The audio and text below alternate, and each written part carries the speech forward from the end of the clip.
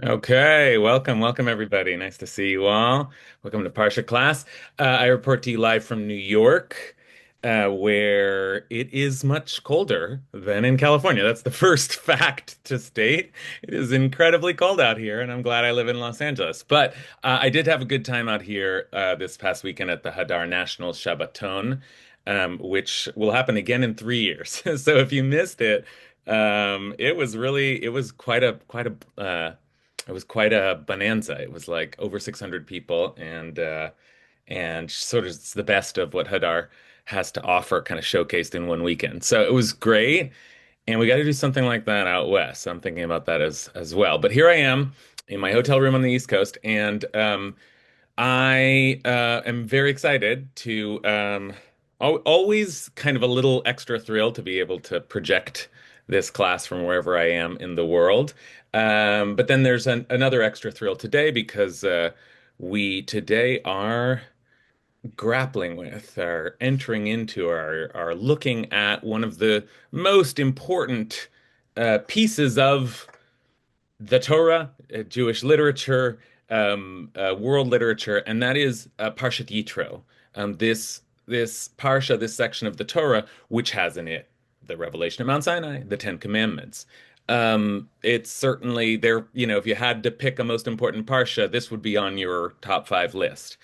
Um, Okay, and as I just said, the Revelation and the Ten Commandments. So that is the big event in this week's Parsha. But we are always also dealing with and thinking about the figure of Yitro himself, because it is um, it's sort of a remarkable, an interesting, a strange phenomenon that our revelation, our kind of most important moment, our theological foundation, is introed by, sort of encased in, and even named for this story of a visit from Moshe's father-in-law. And this figure of Moshe's, there's not that many parshot that are named for someone, and this parsha is called Parshat Yitro, named um, for Moshe's father-in-law. In English, we say Jethro, like Jethro Tull. So, so that's what we're going to try to deal with today, because the figure of Yitro, the entrance, the very prominent entrance of Yitro, um, is becomes in itself an important question because it is the prelude to Revelation, and also because the figure of Yitro himself um, raises all kinds of questions, important questions in our interpretation of the Torah, and in this case, um, the question of how the people of Israel are relating to the non-Jewish, I'll say it that way, even though that's not the right term, the non-Israelite, the non-covenant members around them, which, so far have been mostly antagonistic relationships. We're just dealing with Pharaoh. But here we have a guy who is not a part of the tribe, but is um, seemingly beloved, has a parsha named for him. Um, in that parsha, he begins by giving Moshe advice on how to rule in matters of law, which Moshe takes. So Yitro also gives us Torah. Yitro gives Moshe Torah. Moshe gives us Torah, and Yitro gives Moshe Torah. So we really have to take him seriously as a figure. But having said that, we don't actually know that much about him, first of all. So we're going to have to do a little work in trying to figure out who is Yitro? Where did he come from? What do we think of him? What are we supposed to think of him? And then to make matters, oh, I don't know, worse or better, more interesting, surely. Yitro, it turns out, appears briefly but prominently in various places throughout the Hebrew Bible, and like in many of those places seems to carry a different name. So then the identification of Yitro becomes complicated. But you know what? I'm getting ahead of myself. Let's take a breath here. I want to announce one program that I have upcoming, which is that's on Monday night. I'm going to start a three-part series, which I'm teaching for New Lair House, which is based in Berkeley. And this three-part series is an exploration of a thinker that, if you know me, you know I've been sort of obsessed with lately and for a while, the Maharal of Prague. This is a kind of a three-part tour into the hidden kind of world of the Maharal of Prague, the unique mysticism of the Maharal. Maharal, who is known for the legend of creating the golem, but actually was this really interesting figure that hovered somewhere between rational philosophy and Kabbalistic mysticism. He's neither of those things, and he's somewhere in between. So if that sounds intriguing to you, then Monday night we begin a three-part series. Okay. And then while I am naming things, I'll also say that we have next week on Thursday the East Side Beit Midrash on the east side of Los Angeles. So come to that if you're in Los Angeles. Okay, the Maharal class is online, so everyone's welcome to that, though it is very much a Pacific time. Okay, with all that said, let's just kind of try to focus in here. We are going to get into some very juicy Torah, so let's thank God for that. Baruch atah Adonai Eloheinu melech haolam asher kidshanu b'mitzvotav v'tzivanu la'asok b'divrei Torah. All right, so let's take a look here. Let's just intro ourselves into, Ariel's going to put into the chat, or probably already has, the source sheet. Let's take a look at just how we meet Yitro in this Parsha. And as I have already suggested, our focus is going to be on the question of where Yitro comes from. What is his origin story? And along with that, we will be using those origin stories, and there are several, once we begin to dig into the Midrash. Midrashic literature in particular is what we'll be looking at today. Once we begin to dig into those stories, we can we can ask the question along the way. It's too simple a question, but it'll be a good device for us to ask the question: Is Yitro a good guy or a bad guy? I often ask overly simple questions just as a way of kind of getting us to talk. Like, do we love Yitro, or are we suspicious of Yitro in the way that we're suspicious of so many outsiders in this narrative, in this tradition? And maybe I'll just say one last thing about that before we dive into the text. The last thing we read in Parshat Beshalach was about the war with Amalek. And Amalek is our greatest nemesis, our enemy. Um, that is an enemy nation. So the very next thing that we get is this beautiful story of Moshe's reuniting with his father-in-law. We've already actually met Yitro early in the book of Exodus, but now this is really, like I said, this is the parsha that's named for him. This is really his big scene.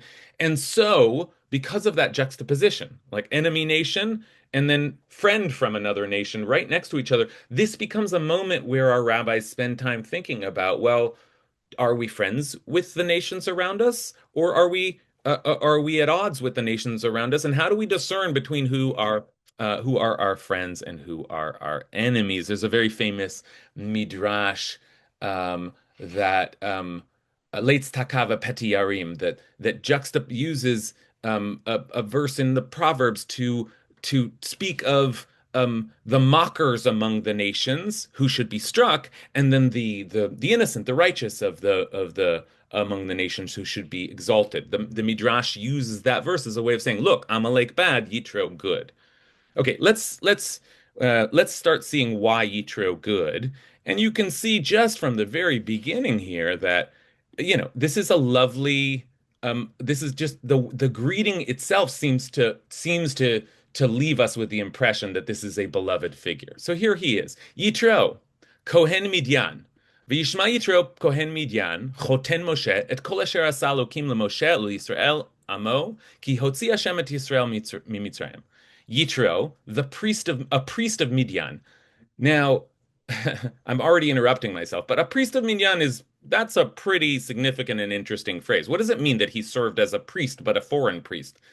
Like, I'm about to show you how much Moshe loves him, and yet we know from the start that he is some sort of religious figure, and it isn't our religion. So, is that good? Do we like that? I mean, usually we call other religions idolatry in the biblical landscape. So, what kind of priest was he? But he was Moshe's father-in-law, that we know, and he heard everything that Moshe had done for Israel, um, and how the Eternal had brought Israel out from Egypt. So Yitro took Moshe's father-in-law took Zipporah, Moshe's wife, after she had been sent home, presumably Moshe did all like started to come into Egypt with her, and then eventually sent her back because he had to now fight the battle against Pharaoh, and so he sent her home.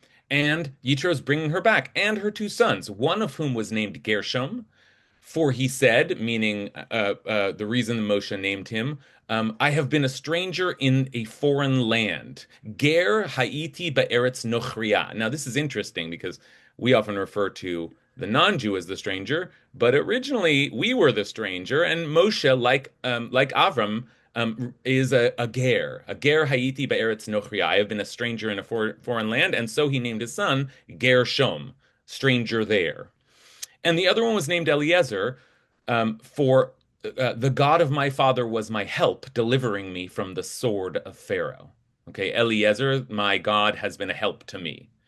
Yitro, Moshe's father-in-law, brought Moshe's sons and wife to him in the wilderness where he was encamped at the mountain of God. He sent word to Moshe, I, your father-in-law Yitro, keeps repeating it as if we might, we might forget. Choten Moshe, he is, I am your father-in-law. I am coming to you with your wife and her two sons. Moshe went out to meet his father-in-law. He bowed low, vishtachu vishaklo. He bowed low and kissed him. And each asked after the other's welfare. Vishalu ish l'rehu l'shalom, and they went into the tent. And then Moshe recounted to his father-in-law everything that God had done to Pharaoh and to the Egyptians for Israel's sake, all the hardships that had befallen them on the way, and how God had delivered them. Okay. And Yitro rejoiced. Okay. Now this is like things are really starting to get nice here. Vayichad Yitro al kol tova asher asa Hashem Yisrael. Yitro rejoiced over all the goodness, the kindness that God had showed Israel in delivering them from the Egyptians. And he says, "Blessed be God, blessed be God who delivered you from the Egyptians and from Pharaoh, and who delivered the people from under the hand of the Egyptians. Now I know." Ata yadati ki gadol Hashem mikol ha'elohim. Then now I know that God is greater than all gods. Here, I have a program here which turns divine names into writable form. So this word here, all the other gods, it has turned Elohim, the gods, into Elokim because we use that language for God. But I'm going to change it back here to Elohim because doesn't refer to our God. This is the many gods. Okay, so God is greater than. Now I know that God is greater than all the gods, and yes, by the result of their very schemes against the people. Okay, so that's Yitro. That's our introduction to Yitro in this week's Parsha. And as I said, he goes on to give all this advice and becomes, very famous for that as well. But just in this initial moment of interaction, what we have here seems to be a loving family reunion. And Yitro seems to love his son-in-law and is bringing back his wife and kids and loves to hear everything that has happened and even blesses God at the end. So what could be wrong? I mean, is there's really nothing to worry about, is there? There's nothing to worry about, except, as I said, we have a little bit of a wondering around. He was a priest of Midian. What does that mean? Is that okay? Is that just fine, a foreign priest? And then, like, I emphasize that, I took time to emphasize how we're using the language of gods or God or at the end there, because that's a little bit of a funny phrasing. Now I know that God is greater than all the other gods. Oh, so he's having kind of a moment of religious understanding. But what is that moment? And what are the other gods? And what does Jethro think of them? Okay, so it's just like little hints that we just don't know what his religious orientation is. And I'm highlighting those because otherwise you would just say, this is a great guy. It's nothing, not, as the most classic midrash says, Amalek bad, Yitro good. So Yitro good.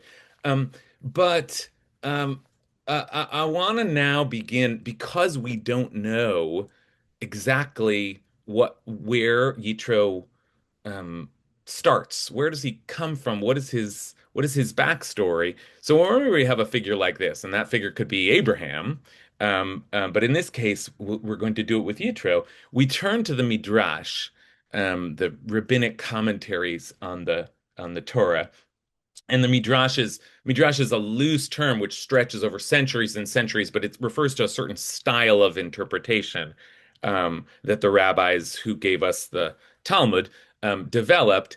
And this today's class is just a dive into the world of midrash. We're gonna go one after another and just to cover some of the main stories, origin stories that are attributed to Yitro, that are speculated around Yitro, legends of Yitro. And as you're going to see, I mean, it's just great stories. So mostly I was just got excited and carried away and sort of tracking these midrashim down. But as you're going to see, these midrashim give us a kind of a messy picture. By the end, I think hopefully, if we've done our work, we'll have a big mess in front of us because these midrashim create all kinds of pictures of Yitro, and that's part of what I want to um, um, uh, illuminate today is just the many theories, the many pictures, the many images of Yitro. Um, and so let's begin. I want to start. You're going to see we're going to kind of move through chronologically here from the earliest midrashim to. I think you may be surprised that some of what we call midrash or classical midrash. Some of those midrashim are written even into the Middle Ages. I mean, maybe you're not surprised because even now today we speak about modern midrash, people imitating the midrashic style and writing midrash today.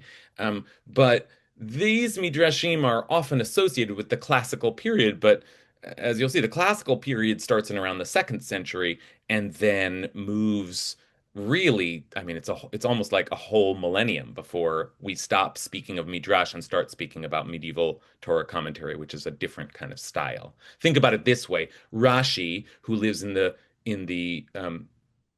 11th century, is or 12th century. I'm so bad with dates. Rashi is synthesizing the midrash. He is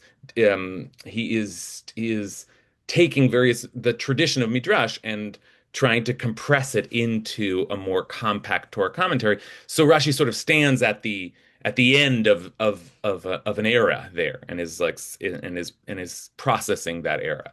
Okay, so let's go to the beginning of that era, one of the earliest midrashim that we have. This midrash is earlier than the Talmud and is about the same period as the first layer of the Talmud, the Mishnah. Okay, so this is a midrash that was um, kind of fully compiled in the third century, and it is the Mechilta de Rabbi Yishmael. Okay, this is like a famous commentary on the book of Exodus, and Rashi, in fact, draws from the Mechilta in many of his comments on Yitro. But I want to go into the Mechilta itself because we will find things in the Mechilta that Rashi does not cite, and I think we'll understand quickly why Rashi doesn't quote everything. But the first thing we'll see here is something that Rashi does cite. So here's the Mechilta de Rabbi Yishmael, the collection of Rabbi Yishmael, and it's arranged less by Parsha and more by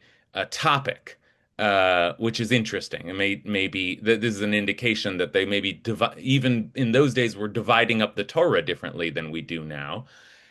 But here it begins, and Yitro heard, and Rashi cites this, and I just want to start with this because I think it's a good signal for what kind of investigation we're doing. Shiva Shemot Nikreulo.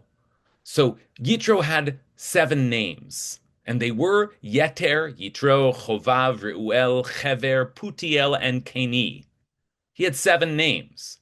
Now, the Midrash is going to give us the reasons. Yeter, because he yiter, a section in the Torah. In other words, wow, he got his own Parsha. Okay, so that's pretty significant. So he had extra. Yeter means extra.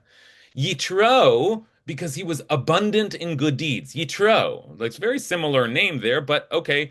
He had extra Torah and he had extra deeds. Chovav, because he was beloved, chovev, by God. Reuel, because he was a friend to not the God, but God. Sorry.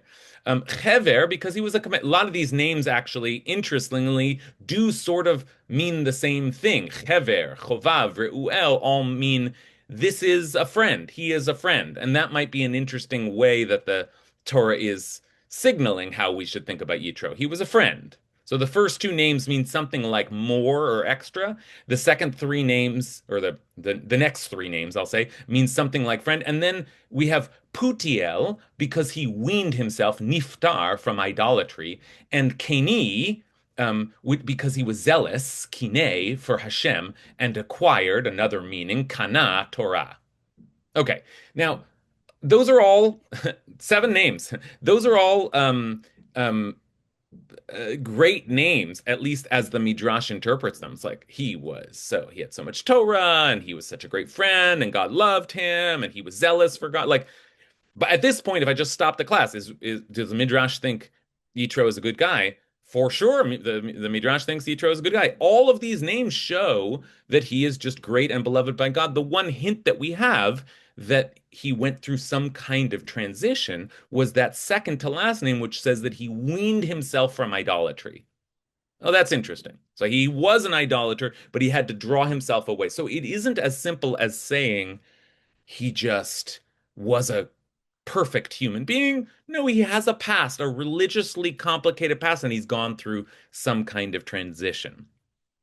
I want to just say, like, at this point, just sort of as a parenthetical here, our last several classes together, we have been looking at the question of free will and some of the major figures in Exodus, like Moshe and Pharaoh, and asking, well, did they have free will? I mean, or were they just agents of God? Were they just deployed by God? Did they really control their destiny?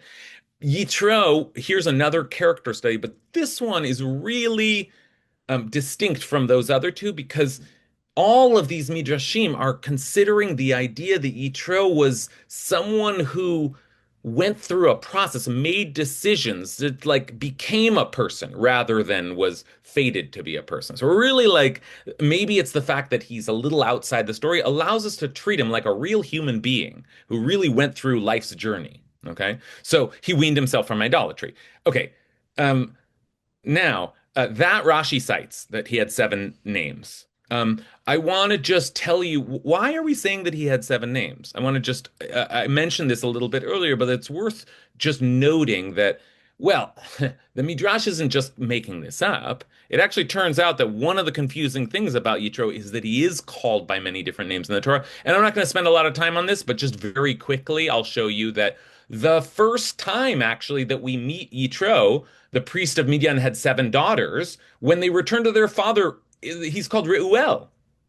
So the first name that we ever get from him is Reuel, which we called like friend or beloved of God. That's not the name that we know him by, but that's the first name that we got. But just a chapter later, Umoshe Hayeroet Son Yitro, we get that name. Now he was tending the flock of Yitro. Oh, so which was which? And because of this, the commentators, I believe Rashi says that Reuel was the grandfather. Oh, it must have been that was Yitro's father, and they just referred to their grandfather as their father. But there's some discrepancy here. What do we do with this Reuel and Yitro? And then it continues. Then when goes to talk to him, he talks to Yeter, his father-in-law Yeter. Although Yitro responds, so we can assume these two names at least are just like two versions of the same name, two ways, and that's not actually not unprecedented that someone has like Yeshaya or Yeshayahu, someone has like an extra letter on their name sometimes. Okay, but just to give you the picture, we've already got now three names, and then by the time we get to the book of Numbers, there's another appearance, but it's Moshe saying to Chovav, the son of Reuel, the Midianite, Moshe's father-in-law. This is part of the reason that we called Reuel the grandfather, but now his name is not Yitro, but Chovav. Okay, I'm just going to read this through because it'll be more good information for us in thinking about The question, is Yitro one of us or not? Is he a friend or not? So Moshe said to Chovav, the son of Ruel, Moshe's father-in-law, we are setting out to the place which God has said, I will give it to you. We're going to Israel. Come with us and we will be generous to you, for God has promised to be generous to Israel. Vayomer elav lo elech, but he said, I will not go. Ki'im el artzi ve'el moladati elech, but I'm going to go back to my land, my native land. And actually, that language is very Abraham language. Abraham is told to leave his birthplace, but Yitro is going back to his birthplace. So it's like, oh, he doesn't want to be part of this. But then Moshe says, please do not leave us because you know where we should camp in the wilderness and you can be our guide. So if you come with us, we will extend to you the same bounty that God grants us. Okay. And then we don't know what happened. Like that's part of what is so indeterminate about the figure of Yitro is we don't actually know whether he stayed with us or went back home. So that adds one layer of uncertainty. Like, what do we do with Yitro? Who is this guy? Is he with us or not? Is he going back where he comes from? He's friendly, but he's not with us. Or did Moshe convince him? Did he become a part of this people? And if he became a part of this people, did he convert, so to speak? Because a lot of these Midrashim are going to assume that. But also, if it hasn't been clear enough, Yitro is not always Yitro. He's got many names. So the Midrash not just picks up on this and lists them, but also I think is suggesting to us we don't really know who this guy is. Like this is someone with a lot of identities. You open his wallet and he's got lots of different ID cards. Like who is this guy? What do we make of him? What do we do with Yitro? You might call this, the messiness of the text, or you might call this the different traditions refer there are more academic ways of trying to account for discrepancies in the text. But the way the Midrash deals with it is to say these are all different aspects of Yitro, different ways that he is referred to, and that together creates the feeling that we don't really know who this guy is.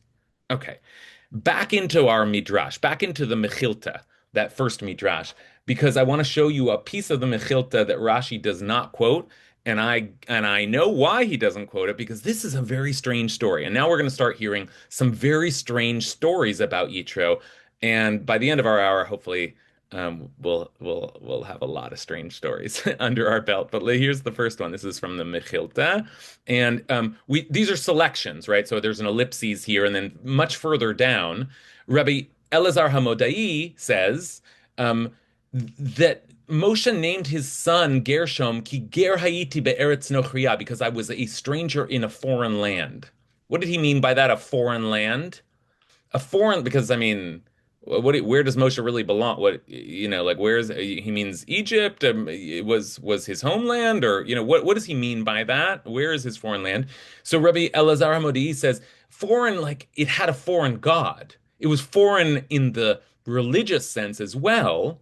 Okay, and now we imagine Moshe saying, "Ho'il v'chol ha'olam kulo oved avodah zarah, lemi ani evod." Since all of the world serves idolatry, who will I serve? Well, I will serve the one who spoke and brought the world into being. Okay, good. So Moshe is he believes in God. That's nice. But why is that a tension? Because when Moshe said to Yitro, give me your daughter Tzipporah as a wife, Yitro said to him, if you do what I ask of you, I will give her to you as a wife. Amar lo mahu, what do you ask? And Yitro said, the first son you have must serve idolatry. The rest may serve God in heaven. Amar lo ben shi yelach tchila yela avodah zarah, umikan ve'elech l'shem shamayim. Now that's weird. That's weird. Yitro's asking, it's like what is it, like Rumpelstiltskin or something? Like I get the first child. Yitro's asking that the first son, that he has claim to it religiously. Religiously. The first one's going to serve my religion.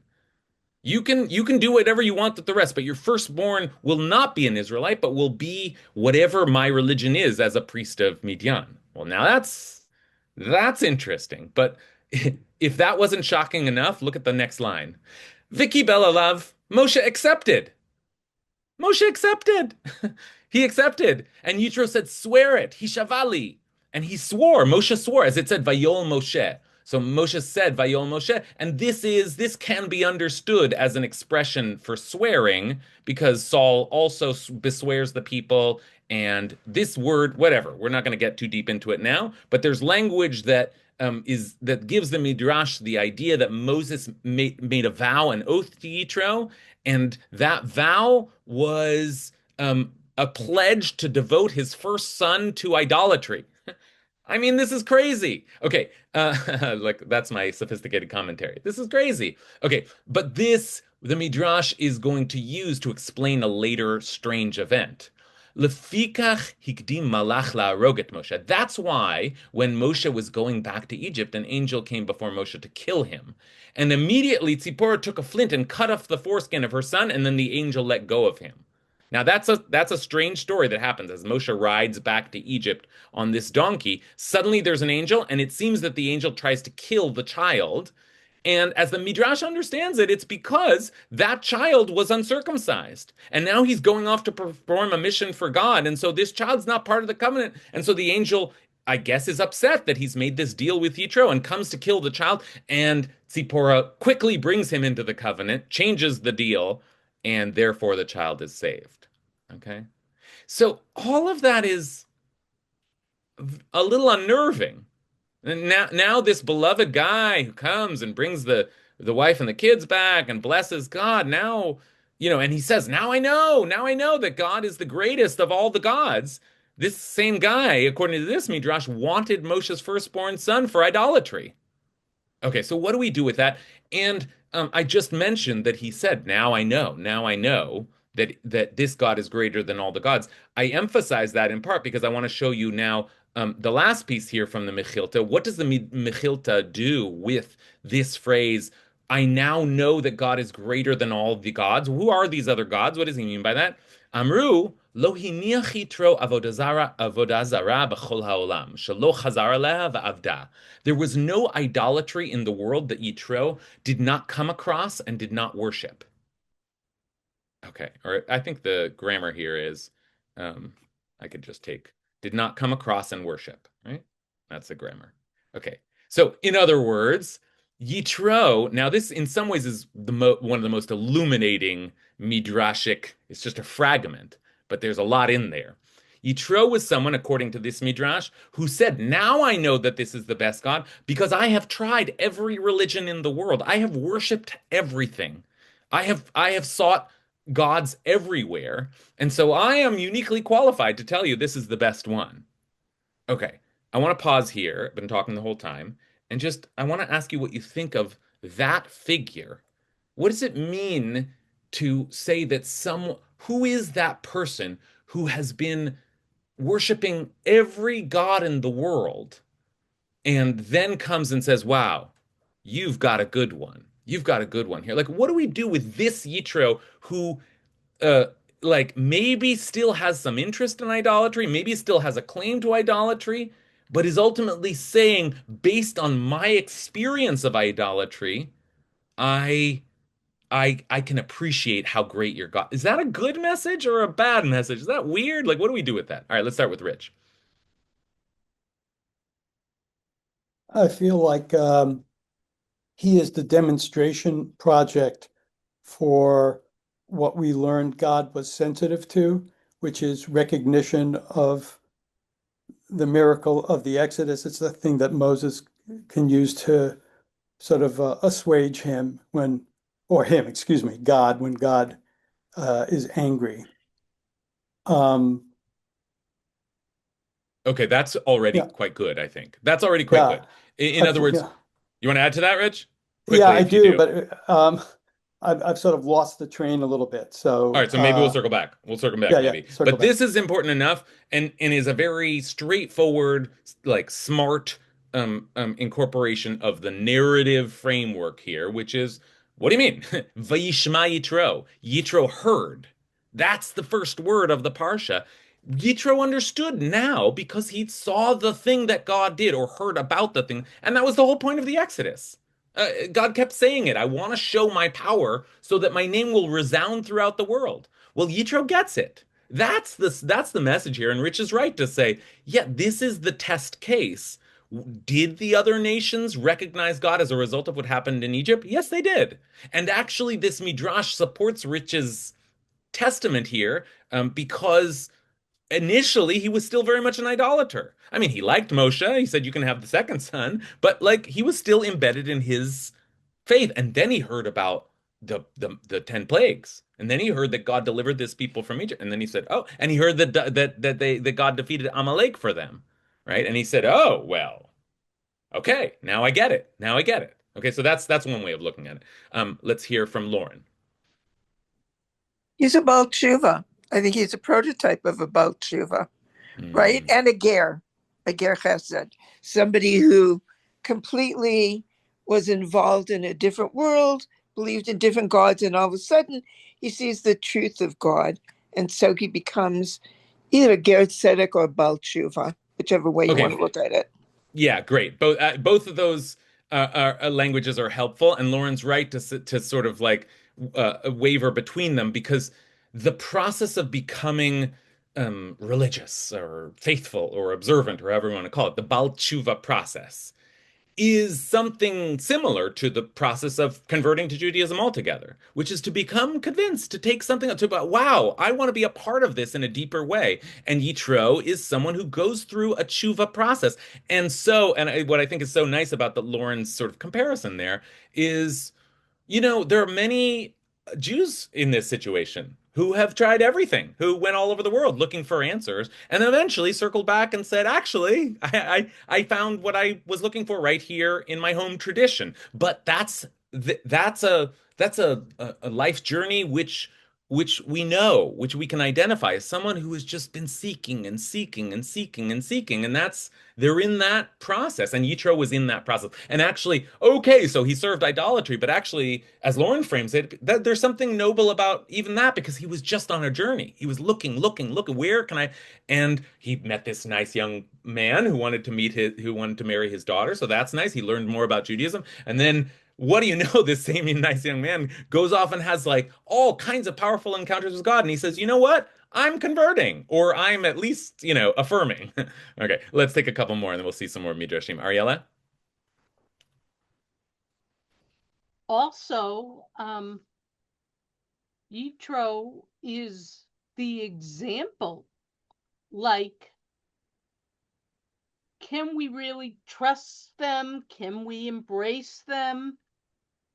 And Yitro is the example of how we are a people that embrace the seeker because we too were idolaters at one point.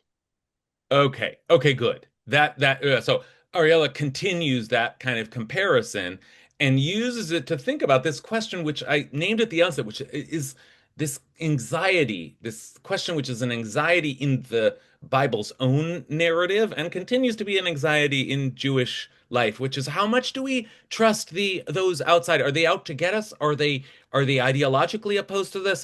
How do we relate in a loving and a friendly way? And will we be received in a loving and friendly way by the non-Jewish world around us? And Yitro is there in the Torah as a testament to yes, yes, we have friends out there, and we have friends who either may join us or will just do their own thing, but be supportive to us and affirm our place in the world. And Yitro is a testament to that, is a sort of a manifestation of someone who is a Ger Tzedek, a righteous member of the family of nations. Okay, all right, one more from Beth, and then we'll do a little more Midrash.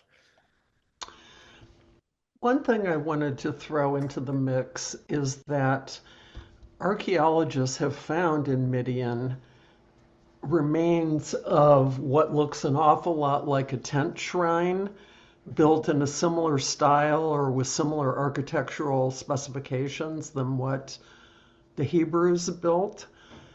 And I don't think it's too far-fetched to think that the proto-Israelites had sort of, you could almost say, cognate co-religionists in the vicinity. And so it isn't necessarily that big of a leap for Yitro to see the power of our God as exhibited by the miracles associated with the Exodus and say, oh yeah, I'm really impressed by that one. I'm with you Mm, now. But I'm not sure that he, as a priest of Midian, was ever that far off from being what we now today call Jewish in terms of some of the forms and the accoutrements that he would have had mm. available to himself. So I'm not sure it's a teshuva project process as much as it is, hey, this Yud Hey Vav Hey is looking pretty darn good. Yeah, yeah, Right there. good.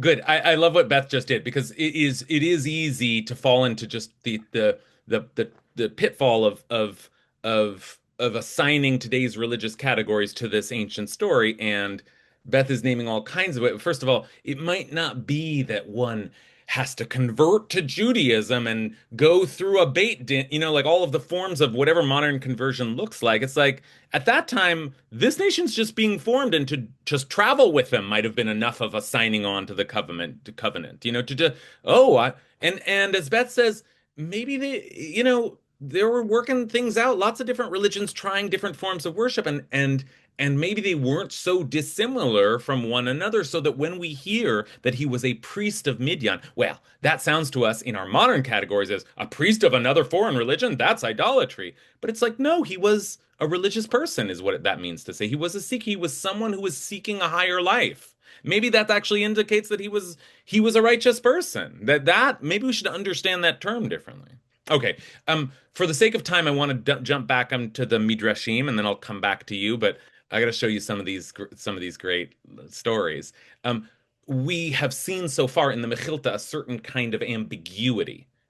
There's stories here that are a little unnerving, like I'll take your first son for idolatry, but then there's definitely mention of him having, being weaned from idolatry and being a friend to God. So which is it? Is Yitro a great guy, or does Yitro have some unsavory either past or maybe even present?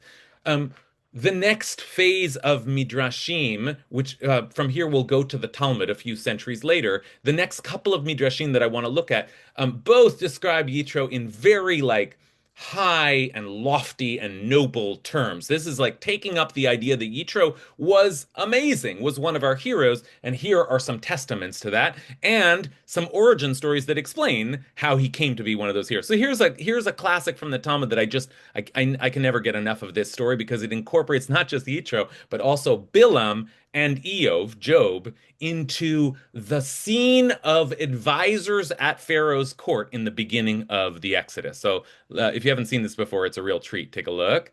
In the Gemara in Sanhedrin, Rabbi Chia bar Abba says in the name of Rabbi Simlai, there were in Pharaoh's council because remember Pharaoh says Hava nitchakmu, come, let us strategize. So who was he strategizing with?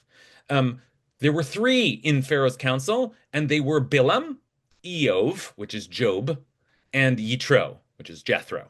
Okay, Bilam, okay, so three, and they represent three different types or responses. Bilam, who affirmed the plan, was killed, and yes, Bilam was eventually killed in the Torah. Job, and this one's really dark. Job was silent.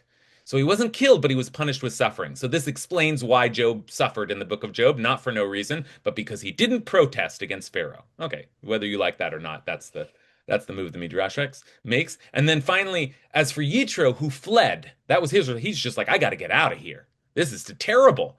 What is going on here? I got to get out of here. So Yitro was in Pharaoh's court, but once Pharaoh decided to start killing Israelites, he took off.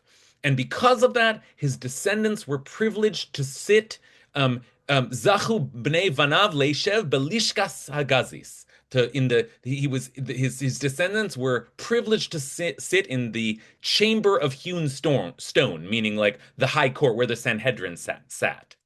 And then there are some verses here that use yet more. I'm not going to read them right now because we're running low on time, but these are other references to some figure that might have been Yitro. Remember, we had another name, Cani. Well, here's the Canaanite, Moshe's father-in-law. There are other proof texts that show that actually Yitro's descendants ended up as they converted, they were part of Israel. Not only that, they sat as judges on the court.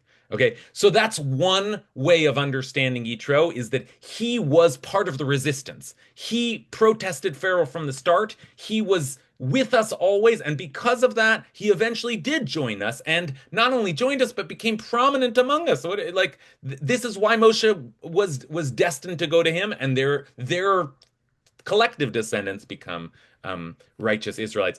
Okay, so that's the story of Yitro the hero, and I will just add, if this makes Yitro a revolutionary hero, I'll add just one more story on the very positive side. Though this is much later, much later. We just looked at the Talmud, which is compiled in the 5th century. We're going to look at Pirkei de Rabbi Eliezer, which is compiled in the 9th century. Okay, so we're starting to get to late Midrashim.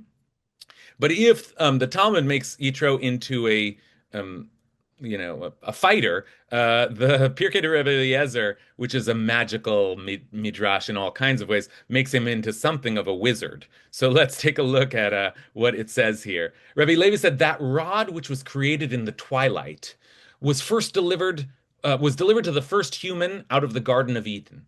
And Adam delivered it to Chanoch, and Chanoch delivered it to Noach, and Noach delivered it to Shem, and Shem passed it on to Avram, and Avram to Yitzchak, and Yitzchak to Yaakov, and Yaakov brought it down to Egypt and passed it on to his son Yosef. And when Yosef died, they pillaged his household goods, and it was placed in the palace of Pharaoh. We know who works in the palace of Pharaoh, and Yitro was, now it's not an advisor, but one of the magicians of Egypt, Michartumei Mitzrayim. Now, that's interesting. He was one of the magicians of Egypt, and this may explain why he was a priest. And he saw the rod and the letters which were upon it, and he desired in his heart to have it. And now I'm not sure if that's good or bad. He took it and he brought it and he planted it in the midst of the garden of his house. No one was able to approach it anymore. So when Moshe came to his house, he went to the garden of Yitro's house and saw the rod and read the letters which were upon it, and he put forth his hand and took it. Yitro watched Moshe and said, "This one in the future will redeem Israel from Egypt." Therefore, he gave him Zipporah, his daughter, to wife. As it is said, and Moshe was content to dwell with a man, and he gave Moshe Zipporah, his daughter. Okay. So, like, not only was Yitro like always against the oppression, but also he had magical powers, and he got he got that rod that God made, and in the twilight of creation, the very rod that was used to part the Red Sea. He like kept it, and he somehow it was supposed to pass down through like the righteous Jew, from the days of Adam, but it fell into the hands of Pharaoh, and Yitro got it, and he brought it, and he eventually he gave it to Moshe. And actually he didn't just give it to Moshe, but Moshe was the one who was able to come close to this rod. Okay, like it's just a cool kind of image, but I'm juxtaposing it here with the image in the Talmud where he was an advisor to Pharaoh, because here we have a picture of Yitro who has, if you add the second midrash, he's a magician. He is someone who is embedded in the infrastructure of Egypt. He is very much in that world, but from the start he has a different heart, and he has some access to real spiritual power.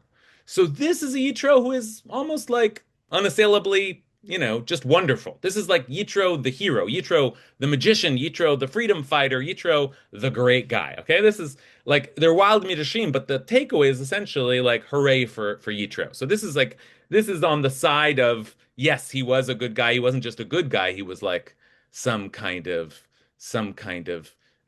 wizard warrior hero. Okay, so let me pause again and give a couple people a chance to reflect on the midrashim that we've seen so far, and then we'll do one last one before we close. Stan, please. Yeah, well, I wanted to focus a little bit on Moshe, where it says Moshe is willing to have his first child uh, be an idolater, and how are we supposed to react to that? To me, that just seems rather extreme, having what Moshe's experiences were, and how do we just routinely? He said, "I'm cool with that. Go ahead.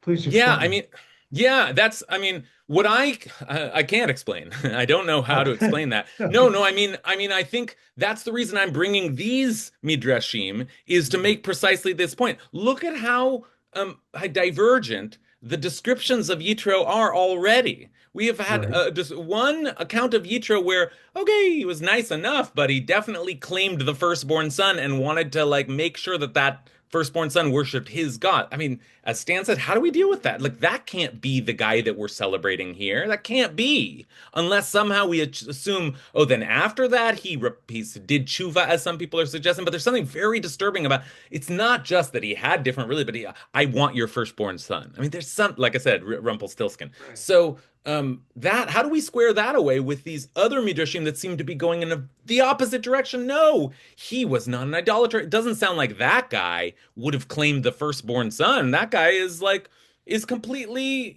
righteous, and he's in touch with divine power. He knows where to find the rod of God. He fought the Pharaoh. I mean, he's on the right page all the way through. What's How do we deal with these two very divergent Of accounts course. of Yitro? Yeah, yeah. Okay, good. So it's a question for us, but it's a question also for these midrashim. Like, how do these midrashim go in these various directions? Steve, I think if we can see you, we'd love to. My camera has an issue, but you're saying something inspired me when you said that Yitro had 7 names, and made me think of Shakespeare, who said, "A rose by any other name would smell as sweet." So I'm Mm. wondering if the name changes the characteristics. I know with Abraham and Sarah, their name changed by Hashem changed their destiny. But I'm just wondering, in terms of names and name changes, how that affects somebody's intrinsic capabilities. Yeah, that's great. That's a great thing to sort of suggest. We don't have time to totally unpack it here, but you're right that sometimes an extra letter in your name is God's way of saying you really deserve, you really belong. And the only thing I'll say is just to note, remember we saw earlier that one of Yitro's name was Yeter, and then he becomes to us Yitro, and that might be the Torah's way of saying, oh yeah, he also got an extra letter, and an extra letter that is from God's name, Avav. So yes, maybe too, we are meant to understand that he was sort of bestowed a sacred destiny with this extra name. Leah Matsui. Yitro doesn't say, "Hey, I'm here with the wife and your kids," because it's not your kids. It's her sons Mm, because they've already been handed over. uh-huh, uh-huh. Wait, say what you mean. What is your point there? My Meaning, po my point is that I think it's evidence that there was an arrangement that the children, at least the first son, should go over to the side of Yitro, the side of uh-huh, uh-huh. idolatry. That's nice. Yeah, yeah, yeah. Leah's reading that into it doesn't say Moshe's kids, but it says her two sons. So maybe there's some kind of like evidence there for the claim that Yitro seems to have on one of them. That's good. And then finally, Marissa. Just a question. Um, does when Yitro was a magician in the Pharaoh's court, do you think he Mhm. was one of the magicians that performed the magic that Moses was doing as signs from God You and know, running away? Go ahead. I'm sorry. Go ahead. No, it's a great question. You're right. I mean, where do we know these magicians from? These magicians from is that we see that the Khartoumei Paro, the magicians of Pharaoh, are able to replicate a lot of the plagues, like the staff which turns into a snake, or like the turning the water into blood. They could do those things, and initially they can do the first couple of plagues, and then they stop being able to. But that was Yitro one that would imagine that Yitro is actually like working on behalf of Pharaoh, battling Moshe. But I think that the logic of the Midrash would suggest no, he was one of their magicians. But then, as soon as Pharaoh started to really oppress the people, he left. He fled at that point. When Pharaoh began to seek Okay. counsel, then he said, "I'm out." So in that sense, he didn't even get involved, and he was there. When Moshe, because remember, Moshe goes and flees and meets Yitro before the plagues even occur. So I Right. guess even by the logic of the Torah, it wouldn't work. But I think the Midrash is accounting for that as well. Okay, Thanks. last thing I want to do here. I'm just going to end by reading a Midrash. I don't usually do this. I'm not going to end by speaking, but just my own attempt at a conclusion. I'm just going to end it reading this Midrash because I think, given what we've done so far, you will appreciate just seeing this very remarkable work of Midrash called the Yalkut Shimoni. And the Yalkut Shimoni means the collections of Shimon, Shimon's collection. And Rav Shimon Hadarshan is how we know him, was a compiler of Midrash from Frankfurt. And his project, which is it's almost the opposite of Rashi. Rashi took all the Midrash and sort of extracted the ones that he felt fit best into the Torah. The Yalkut Shimoni, what it tries to do is, and it's roughly the same period as Rashi, it tries to take all of the existing Midrashim and kind of give them to you all at once. So it sort of acts as a compendium of Midrash, but it acts as a compendium of Midrash by trying to weave all of the Midrashim together. Okay, so we're going to see a lot of what we've seen before, all woven into one story, but there's one part of this story that is particular, like in the midst of it, there's one part of the story that is worse than anything we've seen so far. Okay, so what I'm going to leave you with is a kind of a wild tour through the various ideas that we've seen so far. But in the midst of it, you're going to see we just saw a great, beautiful, heroic vision of Yitro. Here's one that is, we were a little uncertain before. This is probably the worst image of Yitro that we have in the Midrash, and it sort of comes as one of many stories along the way. Okay, so you may need to go now. We've come to the end of our hour, but I will end just by reading this last Midrash. Okay, and this is from, sorry, scroll down here, scroll down last page. This is from the 13th century. Okay, so this is actually post Rashi.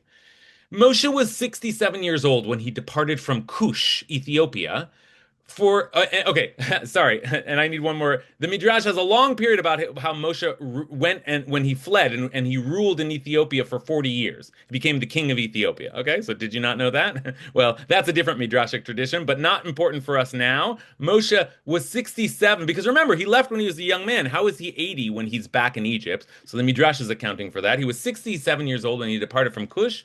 For the matter was from God. The end time destined from days of old to bring the children of Israel out had arrived. But Moshe went toward Midian, for he was afraid to return to Egypt because of Pharaoh. Oh. He came to Reuel, here the Midrash calls him not Yitro, but Reuel, and told him how he had fled from Egypt and how he had reigned over the children of Cush, and how they had eventually taken the kingdom from him and sent him away. There's a whole backstory there, but not for today. When Reuel heard his words, he said in his heart, I will put this man in a prison cell, and thereby appease the children of Cush, for he is a fugitive from them. Like there's a ransom out there. I'm sure if I throw this guy in prison, I can get some money for him. He took him and put him in a holding pit, and he remained imprisoned there for 10 years. Oh my gosh. So that's Yitro for you. There's one version of it. While he was shut away there, Tzipporah, Reuel's daughter, took pity on him and sustained him with bread and water. At the end of 10 years, she said to her father, the Hebrew man whom you imprisoned 10 years ago in the pit, no one seeks him and no one asks after him. Now, if it please you, father, let us send and see if he is dead or alive. Her father did not know that she had been sustaining him. Reuel answered, can such a thing be that a man shut in prison for 10 years without eating and still live? In other words, I left him to die. I assumed he died. Okay, like that's Moshe's father-in-law. Zipporah answered her father, have you not heard, my father, that the God of the Hebrews is great and awesome, performing wonders for them at all times? He saved Abraham from the furnace of the Chaldeans and Isaac from the sword and Jacob from the angel he wrestled with. So too this man, God saved him from the Nile in Egypt and from the sword of Pharaoh and can surely save him here too. This pleased Reuel, and he did as his daughter said. They went to the pit to see what had become of him. Behold, the man was alive, standing on his feet and praying to the God of his fathers. Okay, because Zipporah had been sustaining him. They took him out of the pit, shaved him, changed his prison clothes, and he ate bread. Now, that's a very Joseph image, but okay. The man went down to Reuel's garden behind the house and prayed. While he was praying, he looked to his side, and behold, a sapphire staff was sticking up out of the ground, planted in the midst of the garden. He went up to it and saw the name of God, of the Lord of God of hosts engraved upon it. He called the name out and pulled out the sword as easily as one pulls a forest tree from its thicket, and it became a staff in his hand. Now, I don't know about the legend of like King Arthur and like the sword and the stone, but it's like this is as close as I've ever seen to that legend in Jewish text. This was the staff created just after God had created the heavens and the earth and all that was in them. When Adam was driven out of the garden, he took the staff and he went out and worked the ground that had been made from. It eventually reached Noah and then Shem and then all his descendants until it reached Avram the Hebrew. Okay, this we've seen before. This is the story of how he got the staff. And I'll just close with this part. When Reuel saw the staff in his hand, he marveled at it and he gave his daughter Tzipporah to Moshe. So Moshe was 77 years old when he came out of the holding pit. He took Zipporah the Midianite as a wife, and she walked in the ways of the children of Israel, and she was no less righteous than Sarah, Rivkah, Rachel, and Leah, the great ones. She bore a son, and Moshe called him Gershom. But even incorporating this detail, but Moshe did not circumcise him because of the decree of Reuel, his father-in-law. 3 years later, she bore a second son, whom he did circumcise, and named him Eliezer. Okay, I'm sorry to do that to end the class just by rambling on, and I'm sure some of you have already departed. I'm over time here, but I just had to show you the way that that midrash is like taking the whole canon of midrashim and trying to weave them all together, and it doesn't really work because it's like you have midrashim that say Reuel is great, or Yitro is great, and you have midrashim that say that he's horrible. But somehow, all in the midst of all of this, one of the strains that he's picked up has Reuel throwing Moshe into a pit and leaving him to die for 10 years. Okay, so that's like there's the worst picture of Yitro that we have. And all I guess I am talking at the end, but all I will say in light of that is that this midrash does something that we have to do, which is to account for the fact that Moshe married Yitro's daughter. So whatever else we say about Yitro, Tzipporah at least is a part of our tradition. So whatever we do with Yitro, we're going to have to figure out a way to redeem her because she's one of our matriarchs and she comes from Yitro. So that's whatever we want to do with Yitro, that's a fact we can't ignore. Okay, I'll have to leave it there. Thanks, everybody. I will see you all next week. Thank you, Thank you Rabbi. so Thank much. you. It was Thank great. you. Bye. Good to see you all.